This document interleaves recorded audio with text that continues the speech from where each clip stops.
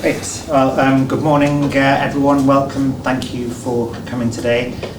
Welcome also to those who join us online.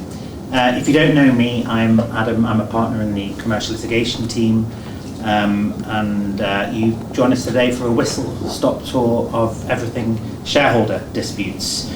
So don't panic. There's five of us who are going to talk to you, but it doesn't mean we're going to be talking for hours. They're all quite bite-sized.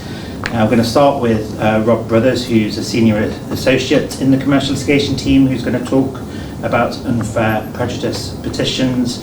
Then come back to me. I'll talk about derivative actions before passing over to Sven Clark, who's a partner in the commercial litigation team, who will talk about what he calls the nuclear option of just and equitable winding up.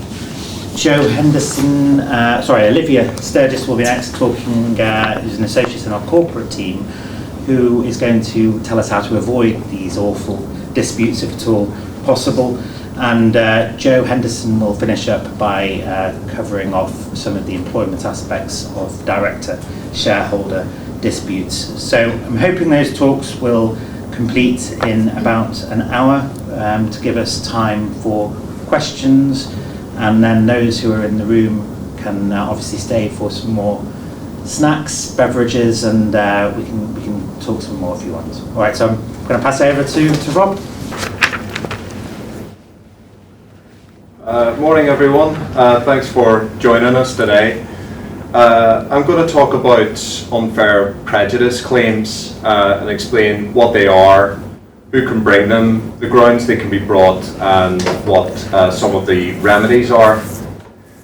So unfair prejudice is used to describe a cause of action that's available to shareholders in a limited company, and it allows shareholders to claim relief against prejudicial conduct, and that prejudicial conduct is usually but not exclusively committed by majority shareholders. But for simplicity throughout this talk, I'll be referring to minority shareholders as those bringing an action. Unfair prejudice claims are covered by Section 994 of the Companies Act 2006, and that grants wide discretion to the courts to grant relief if unfair prejudice is established. Turning to the Act itself, we can see the relevant provisions in Section 994, which set out what a shareholder has to establish to bring an unfair prejudice claim. There are essentially four conditions for an unfair prejudice claim. The first is that a petitioner must be a member of the company. The acts or omissions complained of need to be related to the management of the affairs of the company. The conduct must be prejudicial to the petitioner as a member and not in any other capacity. And finally, the prejudice suffered by the petitioner has to be unfair. So just going through those four conditions in more detail, we've got the requirement to be a member, and what we're talking about here is the legal owner of the shares. Usually that's pretty straightforward to evidence. For instance, we might see that from the Shareholders Register or share certificates or stock transfer forms. And it's really important that a petitioner is able to evidence legal ownership, because if they can't, they won't have standing to bring an unfair prejudice claim. And if they don't have standing, the claim will be very swiftly struck out. We also need to be careful when relying on confirmation statements filed on Companies House. These are often a useful indication of who owns shares in the company, but they're not a definitive record of shareholdings. We were referred a case recently where petitioners claimed they were shareholders because it said so in a confirmation statement. But it turned out that wasn't the case when the other side produced into evidence a shareholders register where the petitioners weren't listed as shareholders. And unhappily for the petitioners, that evidence was produced only a few weeks before trial, which had to be then adjourned, and an adverse costs order was made against the petitioners. So not an ideal situation to be in, and it really emphasises the importance of establishing proper standing when bringing these sorts of claims. Turning to the second limb of the test, the conduct complained of has to relate to the management of the affairs of the company. So that's anything that the company does or fails to do, and that includes acts of the board and day-to-day management of the company, and also ordinary and special resolutions. And acts and omissions can reach the chain of the companies. So in other words, an act of a parent can be the act of a subsidiary and vice versa, particularly where these companies have common directors. For example, in one of the cases we dealt with, we successfully argued that the act of a subsidiary company was prejudicial to our client's interest in the parent, and in that case the subsidiary trading company was diverting funds by paying fictitious management fees, which deflated its profits and meant it couldn't pay a dividend to the parent where our client held an interest. So the final limb of the test is unfair prejudice, and that's got two distinct parts, but both elements have to be present to bring a claim. Prejudice is typically economic, so where the value of shares has been diminished. And where that happens, the usual request will be the minority shares are purchased by the majority shareholders, with any diminution in value dealt with by making adjustments to account for value loss as a result of the unfairly prejudicial conduct. So that's not always the case, and the court's got a very wide discretion as to what it can order, but that's typically the position we see in most cases. And unfairness is a breach of the rules of the company by majority shareholders. So a clear example of that is a breach of the company's articles or its constitution. But unfairness doesn't stop there, and the laws evolve to take into account equitable considerations reflecting the commercial reality of how many companies operate. What I mean by equitable is law which the court has developed through case law, which produces fair and equal treatment. So take your typical owner-managed business. These are often incorporated as limited companies, and there are lots of things done in those businesses which are done informally and in good faith. So where it's not usually unfair to run a company based on its articles, that might be unfair in equity, and the shareholder affected might still be able to claim relief. And there are also businesses where the shareholder relationships are more personal, and things are run informally, and that might give rise to what's known as a quasi-partnership. The case authorities give some guidance as to the features of quasi-partnerships, but we can see that they include relationships built on personal trust and confidence, an expectation shareholders will have a role in the management of the business, and where there's a restriction on the transfer of shares. So that's not an exhaustive list, and it's important to note that not all of these factors need to be present for a company to be a quasi-partnership. But as I come on to later, the existence of a quasi-partnership is really important for two main reasons. Firstly, certain conduct, such as exclusion from management of a company, might not in and of itself amount to unfair prejudice, but it can if a company is a quasi-partnership. And secondly, when you get onto the question of valuation of shares, a minority shareholding normally attracts a substantial discount, which can make a huge difference in terms of the valuation. However, where a company is a quasi-partnership, a minority shareholder's discount will generally not be applied.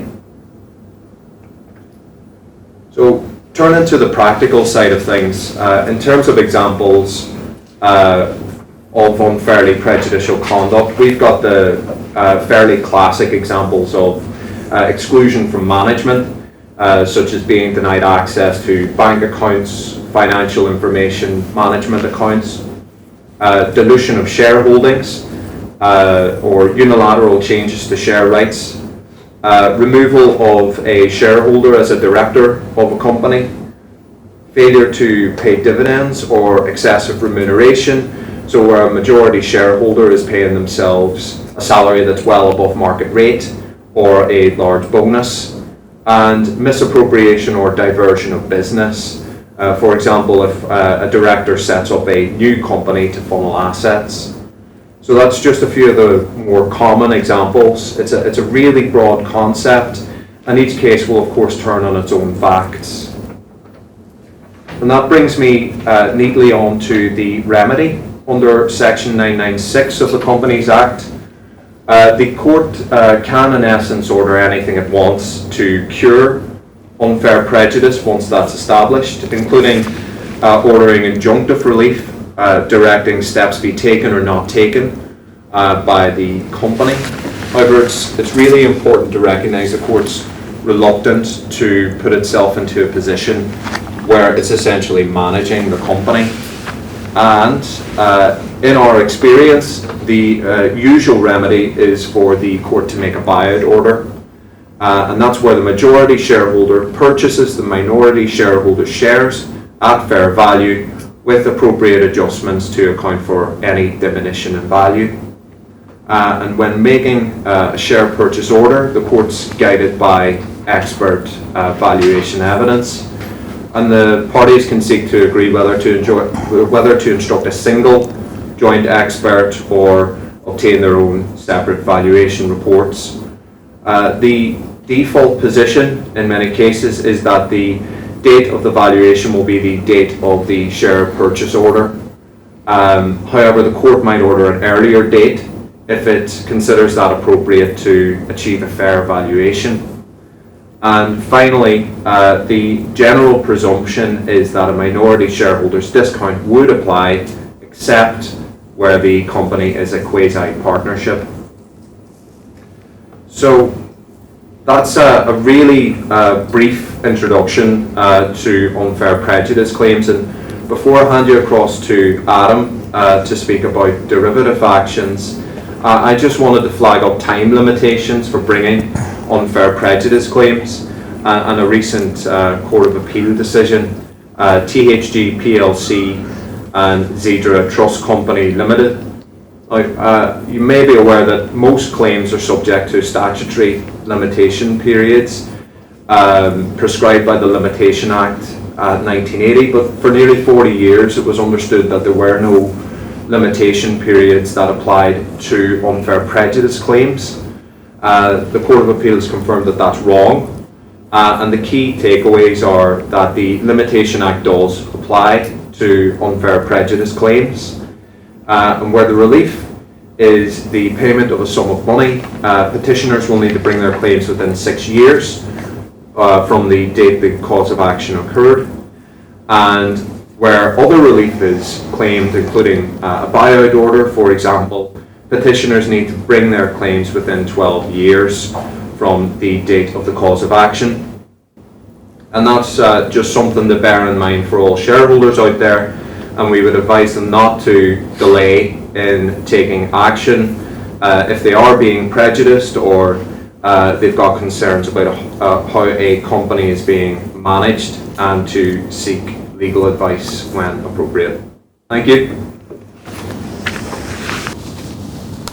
So I'm going to talk to you about derivative claims. These are quite unusual claims.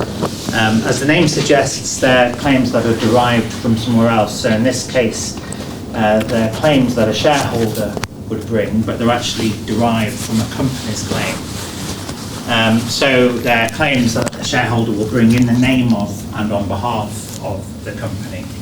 And what this does is that it enables an aggrieved shareholder to step into the shoes of the company and prosecute a claim against a wrongdoer of the company, that's usually a director. It provides protection for shareholders where there is a rogue director or a rogue board of directors. which may be preventing the company from bringing a claim or stopping unruly behaviour. The derivative claim is less frequently used than an unfair prejudice petition in a shareholder dispute, and that's because the remit for them is somewhat narrower from the courts. But if the right circumstances do apply, it can be a very effective tool for a minority shareholder. So the powers for a shareholder are granted under Part 11 of the Companies Act 2006. So what can you claim for? Well, essentially for damages caused to a company which relates to an act or omission of a director. So under Section 263 of the Companies Act, that can be for negligence, or a default or breach of duty, or a breach of trust. And just to illustrate how wide that is, I've set out what the codified key duties of directors under the Companies Act are: to act within their powers, promote the success of the company, independent judgment, exercising reasonable care, skill and diligence, to avoid conflicts of interest and to declare those conflicts and not to accept benefits from third parties. And those are just the codified duties. So this is quite a wide remit of directors' misbehaviours that can be pursued. In practice, however, most derivative claims that you come across usually involve some element of misappropriation of company funds or assets by directors, or otherwise a diversion of company business or profits in collaboration with third parties and the directors. So the claim, therefore, is usually by the company to recover those sums back to the company and potentially stop that behaviour by way of injunctive relief. So who are the parties? Well, under Section 260 of the Companies Act, a claim can only be brought by a member or shareholder of the company. Under Section 260, paragraph 5, that includes someone who is not a member, but in whom the shares in the company have transmitted by operation of law. So that would include an executor or personal representative in an estate where a shareholder is deceased. And we as a firm do see a lot of shareholder disputes arise when a shareholder hasn't made good planning or hasn't made agreements with his co-shareholders as what would happen upon one of their deaths. This can also mean as well a trustee in bankruptcy can bring a derivative claim where a shareholder is being declared bankrupt, and just because a shareholder has become bankrupt, I think sometimes the other shareholders can assume that it can just carry on willy-nilly and not worry about it, but the IPs ought to be following those up. So claims can also be brought by a member in a parent company who wishes to intervene in a subsidiary company, and that's known as the double derivative claim. And in terms of defendants, although the claim can be brought against a director or a third party or both, it does have to involve some wrongdoing by the director, and that might be simply not prosecuting a claim against these third parties. So fairly early on in a derivative action in the proceedings, there will be a very important hearing, which is a hearing for permission, where the court will decide whether the shareholder can continue with the claim. And if permission is granted, the shareholder will usually obtain significant costs protection, which I'll come on to later. So this procedure is governed by Part 19 of the Civil Procedure Rules, and the permission stage is a two-stage process. Stage 1 is on paper. It's like a filter system, filters out any poor claims. And then stage 2 is your full hearing. It's at least a day, with the respondents having given evidence in response and being able to represent their position. The court will apply a test under Section 263 of the Companies Act, and that is essentially that the shareholder has brought the action in good faith, that the prosecution of the claim will promote the success of the company, that the claim itself is not being pursued by the directors, and also to ascertain whether there are any other avenues available to the shareholders, such as an unfair prejudice petition.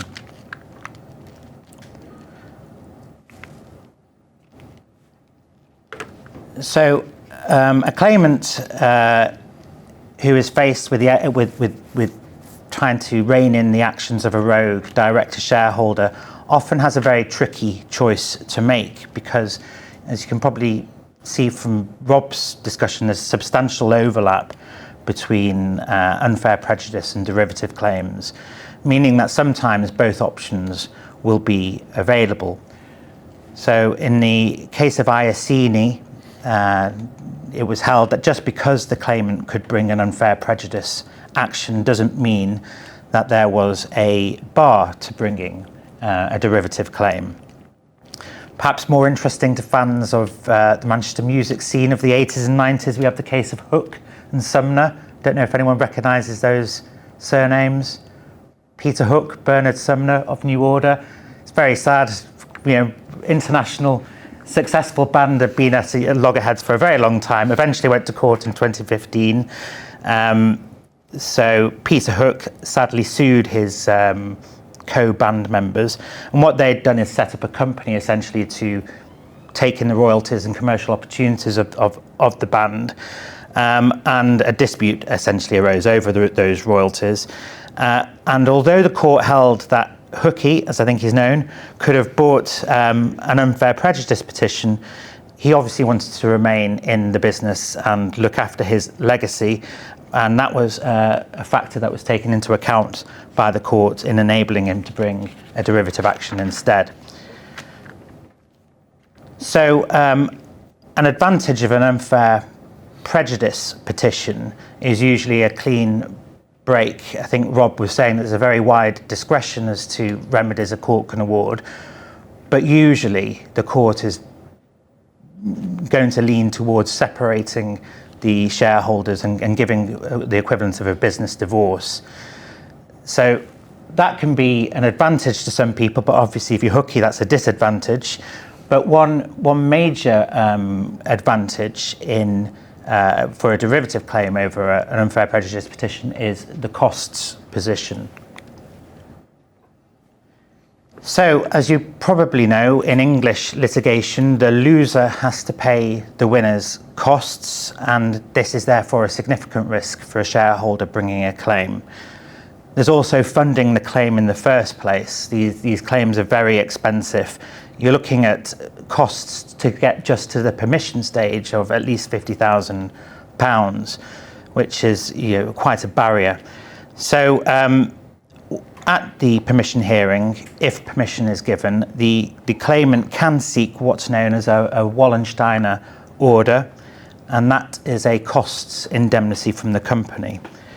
And that means if the claim is lost, so if the shareholder loses the claim ultimately, the shareholder shouldn't lose out, because the company would be ordered to pay the shareholder's costs and also the other side's costs, be it the director or third party that's being sued. And if the claimant wins, if the shareholder wins, the company is liable to pay for any shortfall in costs that the shareholder may have suffered. So this means that the shareholder won't be losing out financially in any circumstance, assuming that the company, of course, has money, but hopefully that's been checked out beforehand. And if you're in that position, it's a very powerful position to be in.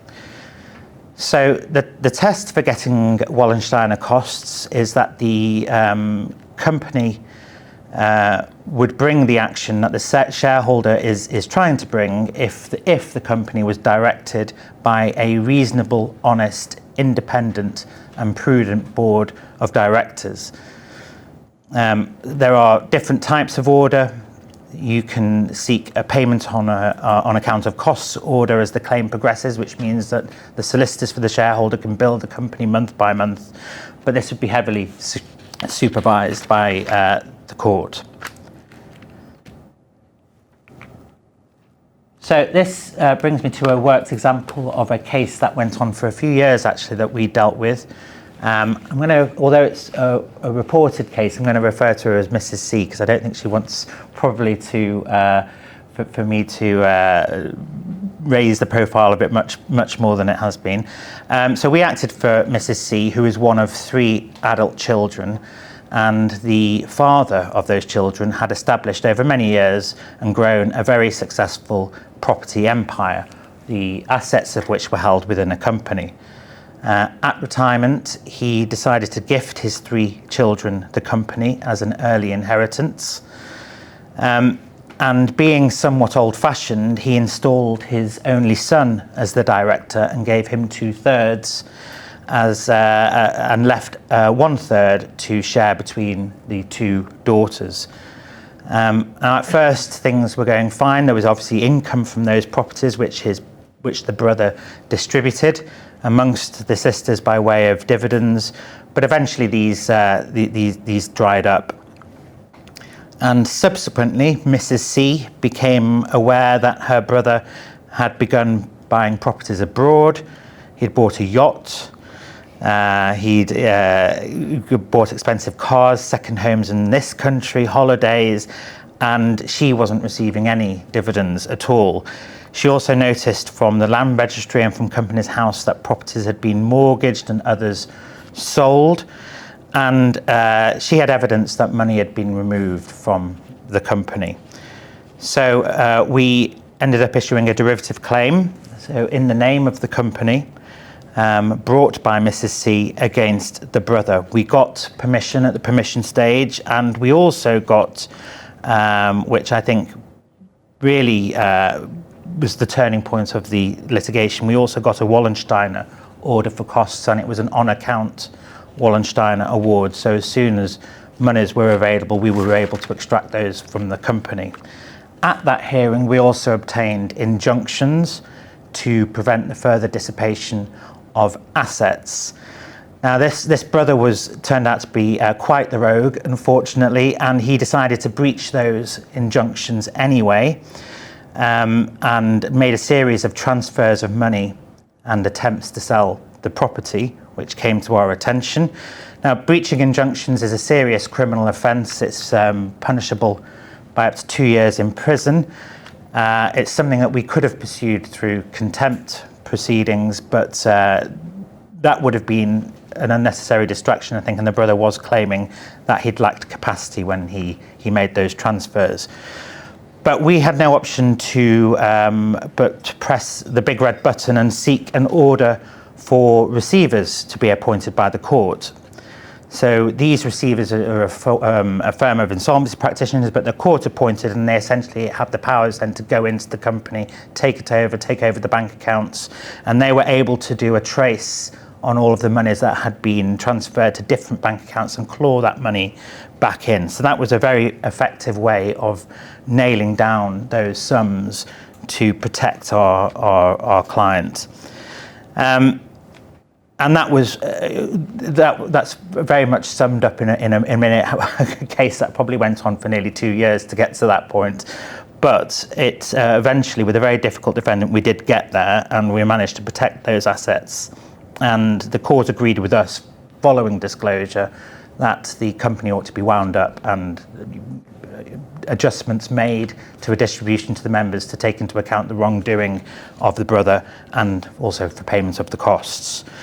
And so that winding up that we eventually got leads me on to Sven, because Sven's going to talk to you about a perhaps more serious option, which is just an equitable winding up. Morning everyone. I've not used this before, so if I over-click and we end up on ITV Player, then just ignore it and we'll carry on. But yeah, my name's Sven, partner in the commercial litigation team here at Meyerson. You may be happy to know that we are halfway through the seminar. In less happy news, you've got me for the next 10 minutes. And I've been asked to obviously talk to you about just and equitable winding up. I should make clear from the outset, this is a pretty dry topic. This is as good as it gets in terms of the visual representation of today's talk. And I must say it was with some jealousy that I saw Rob's slides. You will not have that here. But hopefully we'll make it up with what I say, but I doubt it. Anyway, with that health warning given, winding up on the just and equitable basis, obviously often referred to as the course of last resort, and on the nose there a little bit, the nuclear option. It's fairly exceptional in the context of shareholder disputes, which is why to some extent I've come last in sort of the running order from the litigation team. Turning to the first slide, under section 122, subsection 1G of the Insolvency Act, a company may be wound up by the court if the court is of the opinion it is just and equitable that the company should be wound up, which is perhaps as unhelpfully vague as it is vaguely unhelpful. Because what constitutes just and equitable isn't defined under the Act, and each matter will be decided on a case-by-case basis. Thankfully, however, the courts have at least provided us with some guidance and developed case law on the point, so we're not in the dark on that. So, next slide. So who may present a petition? Though petitions for the winding up of a company on a just and equitable basis may also be presented by the company, the directors and creditors. Typically, it will be a shareholder who presents the petition. Unless the shareholder was originally allotted the shares or the shares were passed to them on death of a former shareholder, they may only petition if the shares have been held by them for a period of at least 6 months in the 18 months preceding the date of the petition. That period doesn't have to be continuous, but can be cumulative over the period of 18 months. Although it's difficult to see how the ownership in the shares might flip-flop, but just so you're aware. Where issues can and do arise is where the shares are held by a nominee, or for instance, a trustee in bankruptcy is appointed and seeks to realise the estate's interest in those shares. Petitioner must be the registered holder of the shares, and if that means that the nominee petitions in their own name, or the shares are transferred into the trustee's name or the petitioner's name, and they have to sit on it for 6 months, then that's what they have to do. So, a sufficient interest. Right, so even before we turn to the question of what is just and equitable, the petitioner will need to show that they have a sufficient interest. What this essentially means is after the winding up of the company and payment of the company's creditors, will there be a sufficient amount outstanding and left in the pot to distribute to shareholders that makes the whole process of winding it up worth the hassle? Although the benefits of the winding up needn't simply be financial, if the company can show there is no prospect of there being any meaningful surplus, then a shareholder's petition will usually be struck out. The court may be willing to allow the petitioners some time to make out this part of their case if the company has failed to provide information to which the shareholder is properly entitled. But if the company's insolvency is subsequently made out following disclosure, the likelihood is the petition will be struck out and arguments then ensue on costs. Equitable considerations. Right, as Lord Wilberforce made clear in the leading case of Ibrahimi and Westbourne Galleries, while any analysis of a shareholder's rights may start with the company's articles, with the relevant statute, Companies Act, and any shareholder's agreement, equitable considerations can arise which make it unjust for strict legal rights to be exercised, or rather make it unjust for strict legal rights to be exercised in a particular way. That isn't to say that the court will disregard entirely those authorities, but they may be willing then to consider these equitable considerations. Though in Wilberforce's view, the circumstances in which such equitable considerations cannot be defined exhaustively, and he even went on to say it would be undesirable to do so, they will typically include one or more of the following elements. loss of substratum. I should make clear, this slide on the right is deliberately clear. I just didn't know how to put that on the right-hand side. But anyway, so the first is loss of substratum. Loss of substratum arises where the main or paramount object or purpose of the company has been fully achieved or may no longer be pursued. A company's articles will typically allow for a broad church of commercial endeavours, and so if some other commercial pursuit remains available to the company, that ought to be sufficient to deal with a claim for loss of substratum.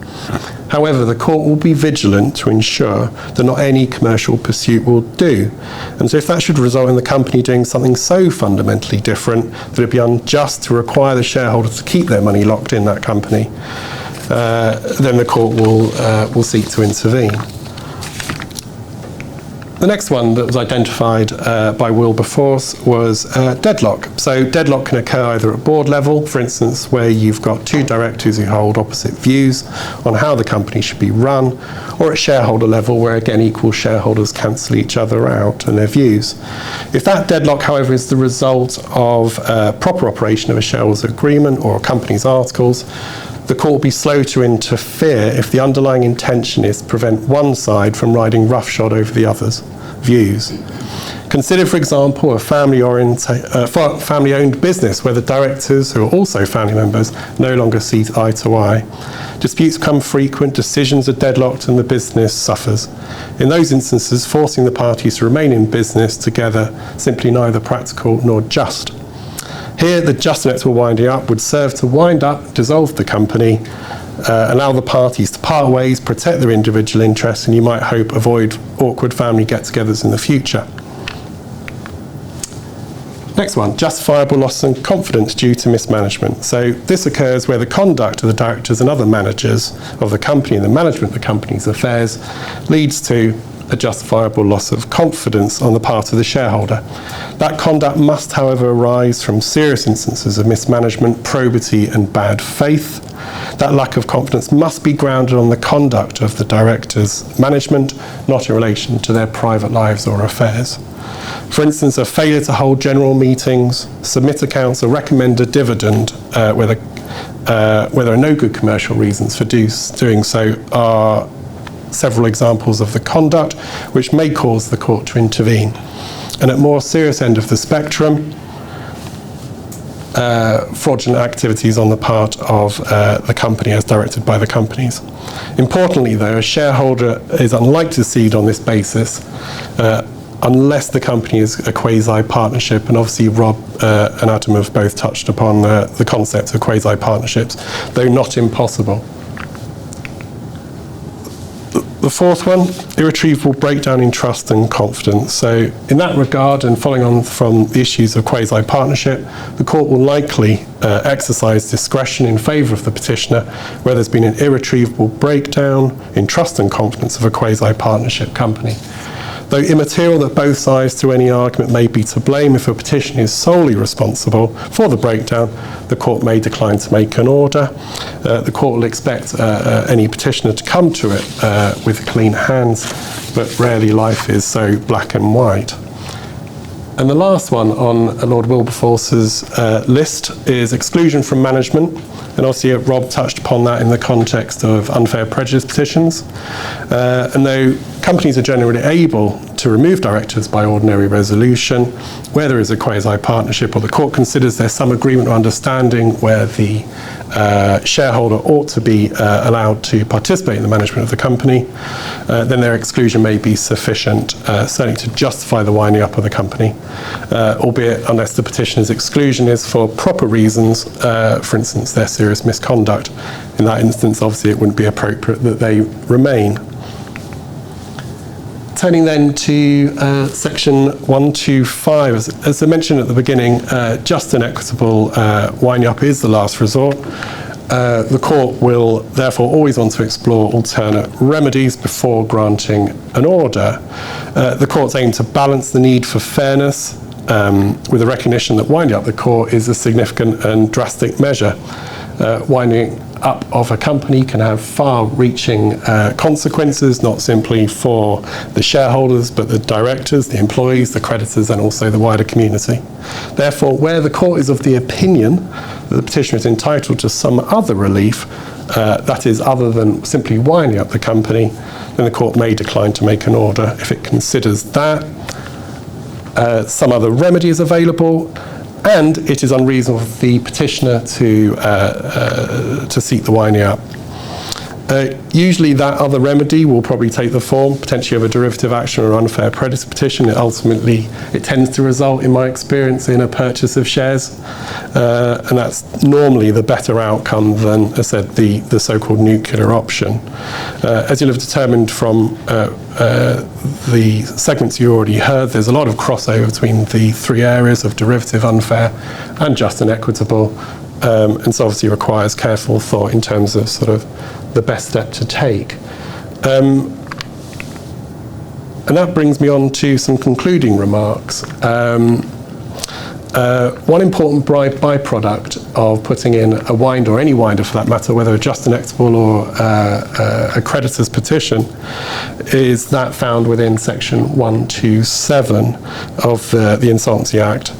Where any disposition of property is made after presentation of the petition, that disposition may be rendered void after the making of a winding up order. The issue frequently arises in the context of a bank account administered by the company and the payment of sums out, including, importantly, employees' wages.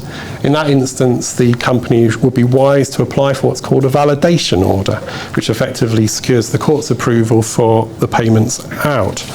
You would expect the petitioner in any of those circumstances to join in that process, or else the company can come to a grinding halt and you tip from what is essentially a solvent liquidation, which is a fundamental ground for putting in the petition, to that of an insolvent liquidation. And then the final point is, and this too was a byproduct of putting in the petition, is that actually, and this is something we benefited from on a recent matter, is it had the effect that once the company's bank became aware, the account was frozen. What that then did is it ensured that a sizable chunk of sale proceeds were frozen. The directors couldn't do anything with it without the effect or without the guarantee of a validation order, and essentially avoided the need to apply for injunctive relief to prevent the dissipation of assets. So actually, when it then came to the purposes of settlement, that was very important. What I would say in that case, there was a loss of substratum, so the purpose of the company had come to an end. The company didn't need the trading capital, but obviously it's something to be aware of. And that brings to the end of my segment, so I will pass across to Olivia. Thank you for your time. So I'm Liv. So having been to the last resort, I'm kind of going to take you right back to the start and talk about how we can avoid these disputes from happening in the first place. So one of the simplest things that we can do to avoid a shareholder dispute is to put in place a shareholders agreement. And the benefit of these is that they are a written agreement as between the parties. They should have been negotiated. Hopefully all the shareholders have read it and signed it as well. And it's a clear written record that can be referred back to at any time. And it can also help to promote the smooth running of the company. So this means that they're less likely to be a dispute in the first place, which can of course be very costly and damaging to the relationship between the parties going forward. In the absence of a shareholders agreement, we would fall back on the Articles of Association of the company and the provisions in the Companies Act. But this can have a much less predictable outcome because it's much more subjective than simply referring back to the agreed terms between the parties in the first place. Just make sure. Oh, yay. All done. So in terms of what a shareholders agreement is, it's basically what it says on the tin. It's an agreement between the shareholders of the company And we usually see these in private companies between multiple shareholders.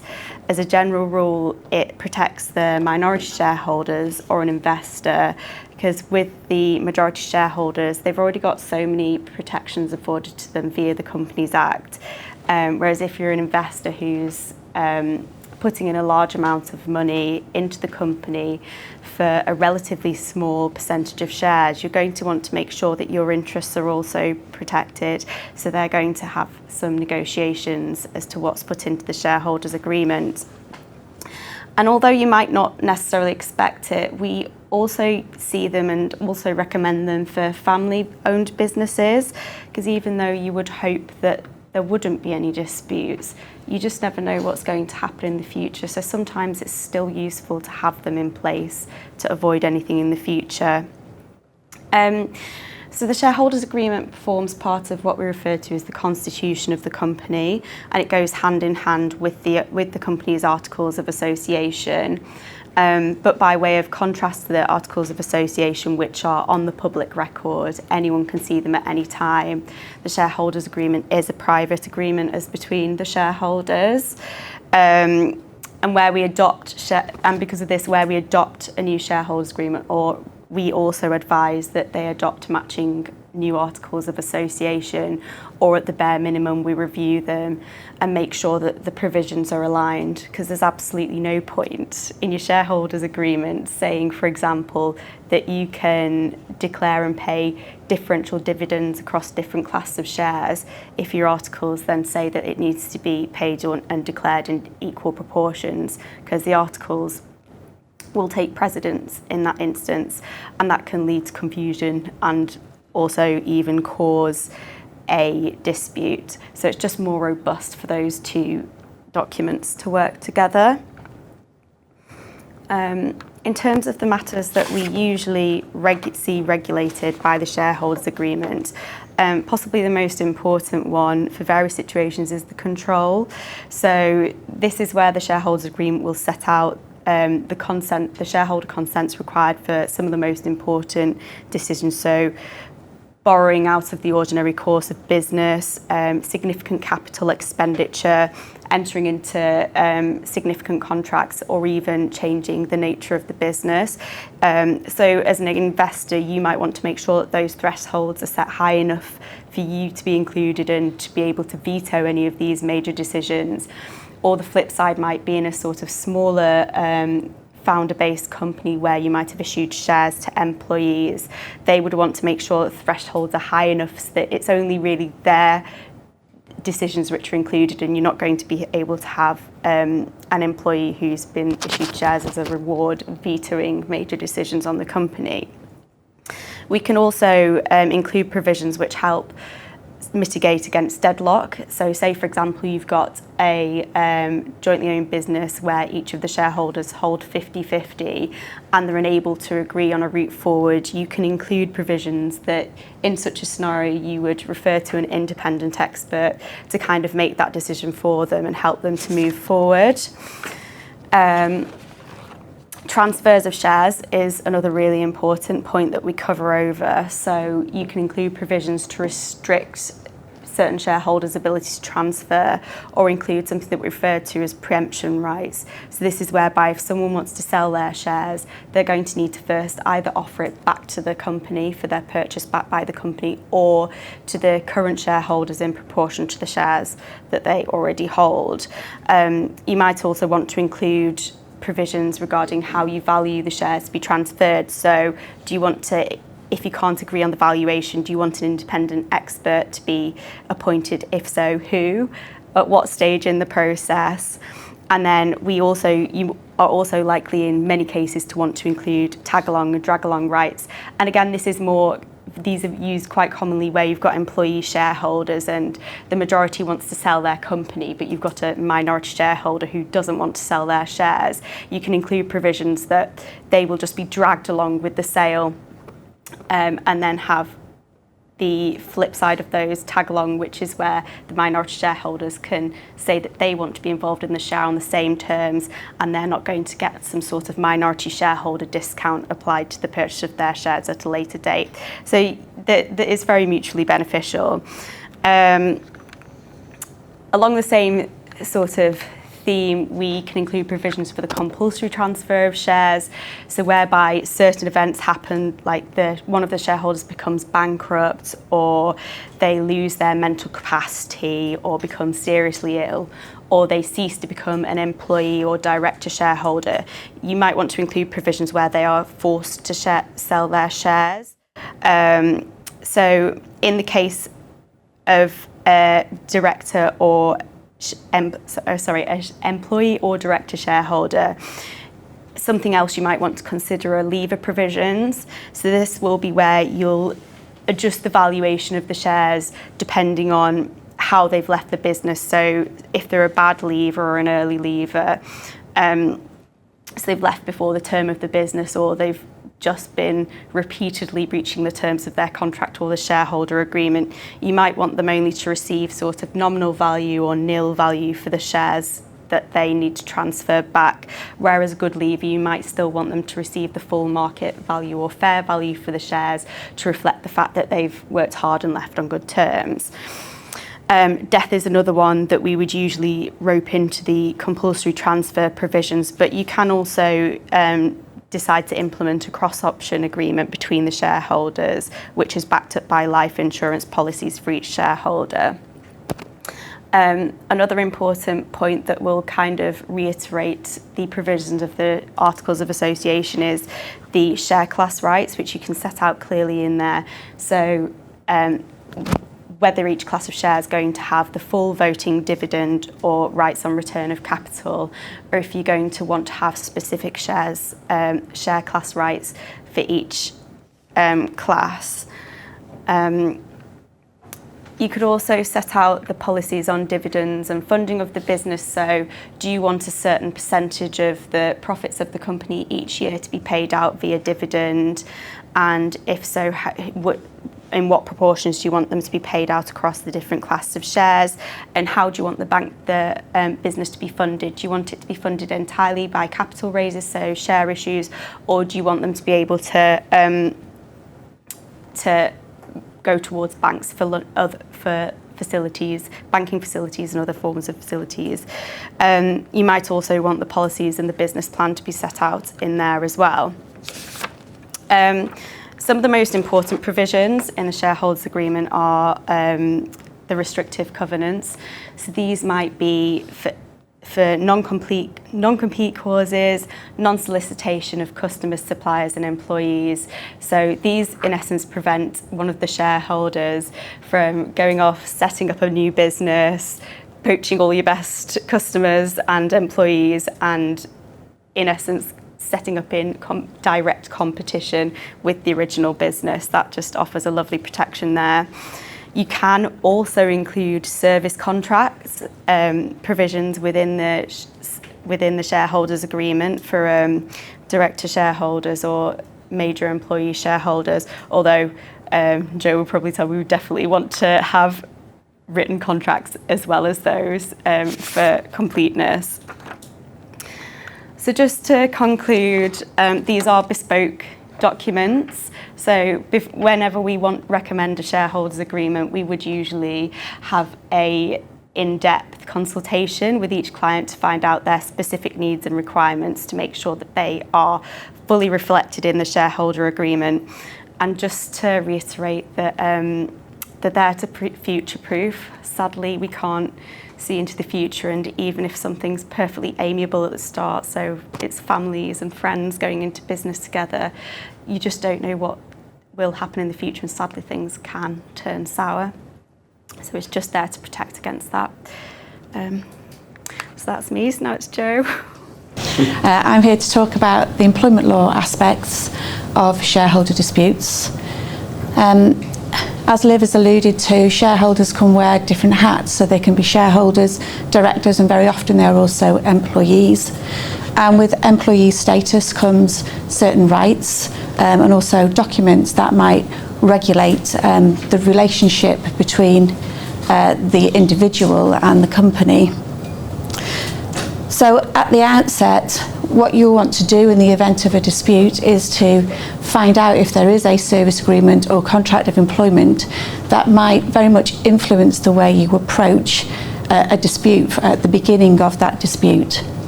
The important clauses to be looking at in the contract are finding out what is the term of the employment contract.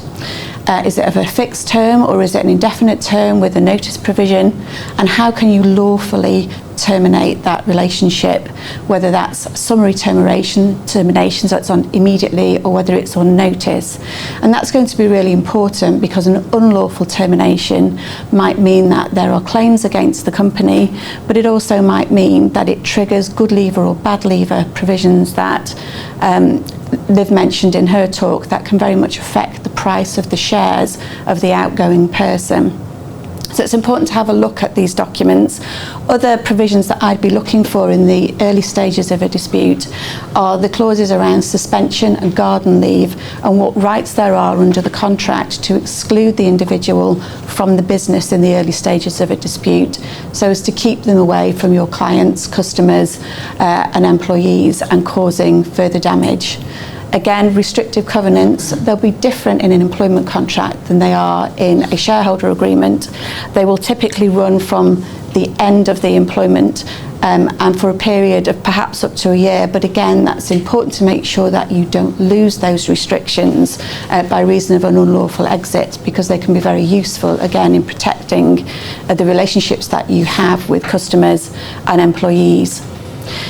It's worth me mentioning as well that an employment relationship is slightly different to the commercial relationship that arises out of a shareholder arrangement. There's an imbalance in the power, and so there has to be implied terms of trust and confidence, and the company is very much the rights that it has under a contract are not unfettered. They are fettered by the implied term of trust and confidence, and in English that means really acting reasonably and in a measured and rational way. So that's the starting point, is to understand exactly what you're dealing with. The reason for that is because somebody with employment status has various claims which it can make against the company and can use as leverage in the course of a dispute around their shareholding. So the first claim to consider is the contractual claim. So that's a claim for breach of contract or wrongful dismissal where the relationship has not been brought to an end in a lawful way. Typically at shareholder, director level, we see notice periods of between 6 months and 12 months. So if there's a high salary, those can be valuable claims and are a major consideration in the event of a dispute. For those individuals who have more than 2 years service, they may also have claims for unfair dismissal.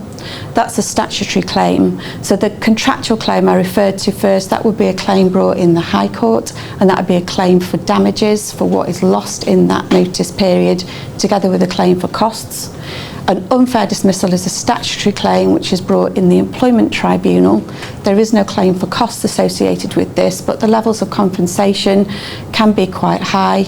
There are 2 awards. One is for the basic award, which is up to £21,000, and then there's a compensatory award also, which is up to a year's pay, but it's capped at £115,115, nice round number. To avoid an unfair dismissal claim, an employer or a company must have a fair reason for dismissal, and there are only 5 fair reasons for dismissal, but they do include conduct, they do include performance and redundancy. But in addition to that, there has to be a fair process around the termination of the relationship, and getting that wrong by not having a consultation process or an appropriate disciplinary procedure or performance management process might leave you with an unfair dismissal claim. An unfair dismissal claim which is successful, or a wrongful dismissal claim, can can have a significant impact on the value of the shares, where you're looking at good leaver, bad leaver provisions that might be written into the shareholder arrangements or the articles of association of the company. It's worth me mentioning constructive dismissal. Both the claim of wrongful dismissal and unfair dismissal can be based on a claim of constructive dismissal, and that's where the conduct of the company, or perhaps its majority shareholders, is such that the disaffected employee is able to hold their hands up and say, I resign in response to your conduct, and I'm treating myself as dismissed, and I'm going to make these claims, and I'm also going to claim the value of my shares under the shareholder arrangements. Occasionally we see claims as well based on discrimination. So very often we see this where shareholders are perhaps disappointing each other in their day-to-day operations. One of them may not be performing in the business as is expected, and that might be by reason of their age, because they're tired and losing enthusiasm, or it might be because they are disabled, suffering from either a physical or, as we see very regularly now, a mental health disability. Having those protected characteristics means that if they are exited as an employee, they might have valuable claims in the employment tribunal.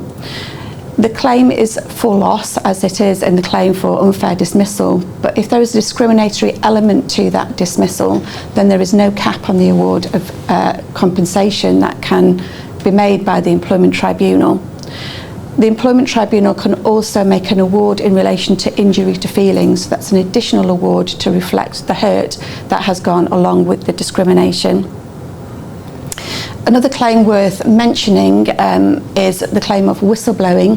This is where an individual, perhaps in the context of a dispute, is unhappy with the way that the company is being operated and chooses to say so. So if the disclosure is made that they think there is some sort of unlawful operation within the company, and that disclosure is made in the public interest, which it nearly always will be if there's any kind of fraud or criminal element to it, if they suffer any detriment because they have made that disclosure, or if they are dismissed because they've made that disclosure, then they will have a whistleblowing claim in the employment tribunal. They're extremely complex claims, but also very valuable because, again, there is no limit on compensation in a whistleblowing claim. And so where you have a shareholder who is also an employee, or perhaps who is also just a worker, slightly different category of person performing services for the company, they may have very valuable claims, which at the outset of a dispute you need to consider before you proceed and decide on your strategy. Final slide, and I think just over by 2 minutes, so I'll rattle through it. One thing to take into account when you've got employee shareholders is the fact that an ordinary commercial settlement of claims under the shareholder arrangements will not necessarily capture any employment related claims, and you'd want to make sure in any settlement arrangements that you do that. You can settle commercial claims, but when we're talking about statutory claims of unfair dismissal, discrimination and whistleblowing, you need to have a particular type of settlement agreement that satisfies the conditions under the Employment Rights Act to make that a binding settlement. In order to do that, the individual also has to have independent legal advice on the terms of that settlement, and that's quite often where the trouble starts, where we send somebody off for independent legal advice and then they start to raise additional claims and renegotiate any deal that's already been resolved.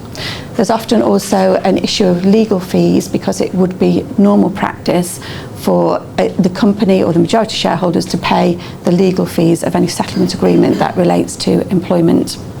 They are useful documents though, because it does allow an opportunity to regulate the exit of the person leaving, and that might mean to introduce or to reiterate restrictive covenants and to deal with things such as announcements and future dealings with employees and customers. So that gets us to the end of our talking about shareholders' disputes. We have run over slightly, but I think we do still have time. If anybody's got any questions they'd like to raise, then go ahead.